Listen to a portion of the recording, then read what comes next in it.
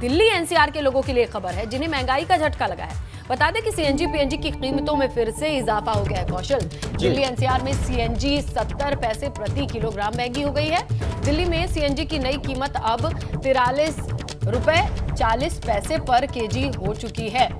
बिल्कुल, petrol diesel के बाद अब सीएनजी और पीएनजी के दामों में भी इजाफा हो गया। कहीं ना कहीं महंगाई का झटका एक बार फिर लगा है। हाथरस से जहां एक पिता को इंसाफ के लिए एक बेटी ने गुहार लगाई है, छेड़खानी की शिकायत करने पर इस युवती के पिता की हत्या कर दी गई। पिता को खोने के बाद युवती ने इंसाफ की गुहार लगाई है। सीएम योगी ने कठोर कार्रवाई के निर्देश दिए हैं। इस मामले में वारदात में शामिल आरोपियों पर रासुका लगाने के निर्देश दिए गए। देखिए, ये इस खबर को एबीपी गंगा ने बड़ी प्रमुखता से उठाया था। सुबह जिस तरीके की तस्वीरें आई थी कौशल, हमने ये सवाल किया था कि 2018 में शिकायत करने पर छेड़खानी की उस शख्स को गिरफ्तार किया जाता है, 1 महीने में उसे जमानत मिल जाती है।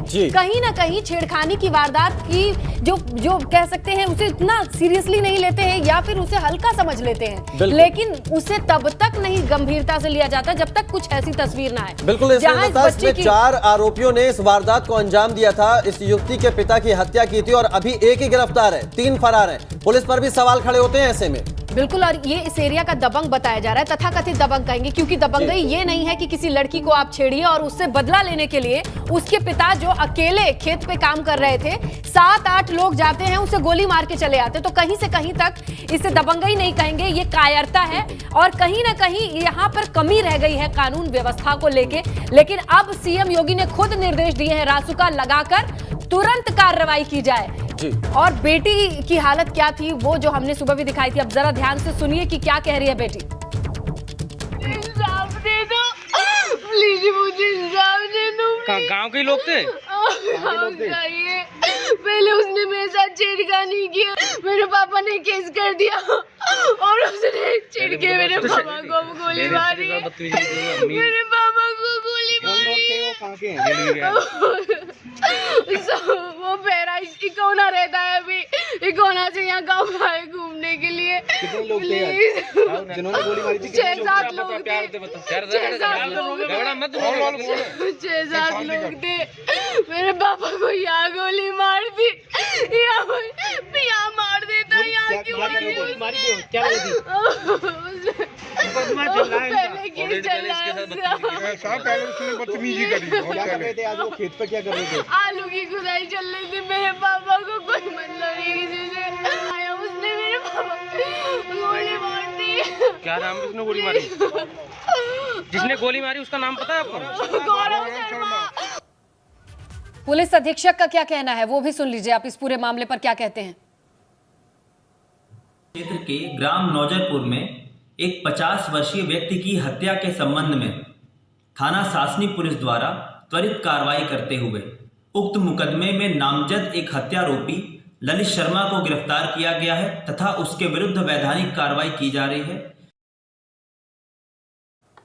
तो एक आरोपी गिरफ्तार हुआ है और उसके खिलाफ कार्रवाई की जा रही है, लेकिन फिलहाल 3 आरोपी अभी भी फरार हैं। बिल्कुल, विवेक त्रिपाठी हमारे सहयोगी फोन लाइन पर मौजूद हैं, उनसे जानकारी लेते हैं। विवेक, एक गिरफ्तारी तो 2018 में भी हुई थी, उससे क्या कोई कड़ा एक्शन लेने की और संकेत मिल रहे हैं? जी, इसमें लता मैं आपको बताना चाहूंगा कि इस मामले को सीएम योगी आदित्यनाथ ने बहुत ही गंभीरता से लिया है। न सिर्फ वो नाराज हैं पुलिस की भूमिका को लेकर और जिस तरह से ये मर्डर हुआ है, छेड़छाड़ पीड़िता के पिता की हत्या की गई है, उनको गोली मारी गई है, उससे न सिर्फ वो नाराज है बल्कि जो सोशल मीडिया पे उस बच्ची के, उस लड़की के वीडियो चल रहे हैं, जो हमारे एबीपी गंगा न्यूज चैनल ने लगातार इस खबर को देखकर वो द्रवित भी हैं, वो दुखी भी हैं कि इस तरह की घटना हो जाती है। और उन्होंने डीजीपी से बड़ी सख्ती से इस मामले की पूरी छानबीन कराने के और आरोपियों को गिरफ्तार करने के निर्देश दिए हैं। साथ ही हाथरस को लेकर जो तमाम चीजें सामने आती रही हैं, पहले भी हाथरस में पुलिस की लापरवाहियां इस तरह की जो सामने आई हैं, उस पर भी उन्होंने कड़ी कार्रवाई के निर्देश दिए हैं। हो सकता है इस मामले में अभी कुछ देर में कुछ जो जिन्होंने लापरवाही बरती है पुलिस कर्मियों ने या जिनको बिल्कुल, और यहाँ पे एक नजीर क्यों नहीं पेश की जाती है कि छेड़खानी करने वालों के खिलाफ इतना सख्त एक्शन लिया जाता है कि उनकी हिम्मत नहीं बढ़नी चाहिए कि वो खुल जाएं, बाहर आ भी जाएं तो उनको शर्मिंदगी तो है नहीं, लेकिन कम से कम कानून का डर जरूर रहे कि हाँ, छेड़खानी करने के बाद आप कानूनी दायरे में आते हैं, शिकंजे में कस चुके हैं, दोबारा इस तरह की हिम्मत ना आए। देखते हैं कि किस तरह का एक्शन लिया जाता है। यहां पर निगाहें टिकी रहेंगी।